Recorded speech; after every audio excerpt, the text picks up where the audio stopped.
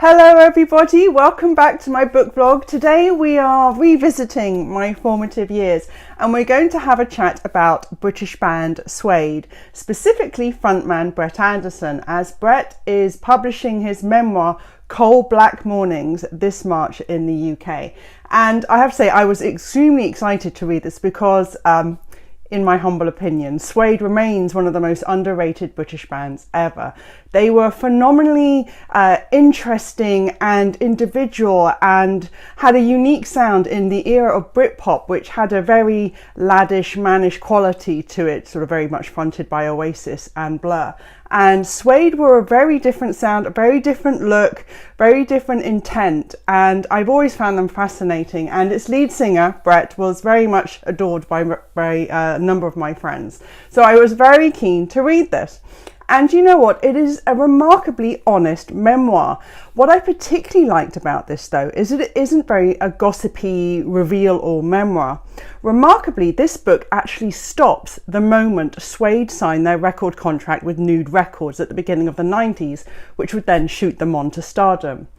Instead, what Brett examines here really is that the makings of a rock star is his own childhood from a very British poverty as he grew up in Hemel Hempstead, through his formative years, through his first passions for music, what turned him on, how he developed and interrogated himself to come up with this sort of very gender fluid sexuality that he brought onto the stage, and also how he began some of his early relationships, particularly with Justine, who of course would go on to form Elastica. Now, I really like the honesty in this. Brett really talks about his difficult childhood, his strained relationship with his parents, how he didn't really have any aims or sort of ambition to be a rock star, how this wasn't really a drawing or passion that he had in him. In fact, bizarrely, he talks about how he, in his later education years, was almost in urban planning. He was doing town planning at London University. And he also happened to be at Manchester University, which I went to, and lived in Owens Park, where I also resident, so special part of my heart there. But this really is a very internal examination. There's a lot of navel gazing in this book.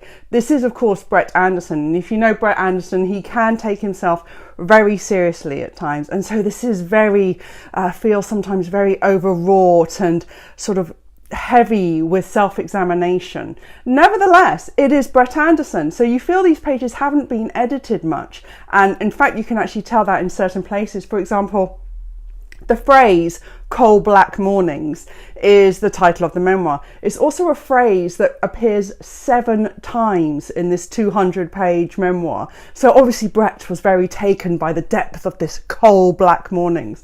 And it's meant to be a sort of it's meant to have a take at the end where once Suede have signed their record label, it isn't a black morning anymore. There is finally light on the horizon.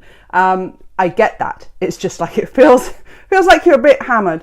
And certainly there's a lot of embellishment and heavy description in this book. I'll actually read a section. I mean, why talk about it when I can read a section? And this is Brett talking about his childhood and his father's mood swings.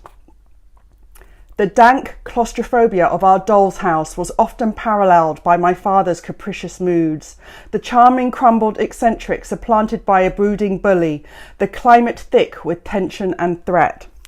So if you're expecting a kind of very loosely written memoir, this is not it. This is Brett Anderson. So even though, however, that it did get a bit taking itself a bit seriously at times, I really enjoyed Coal Black Mornings.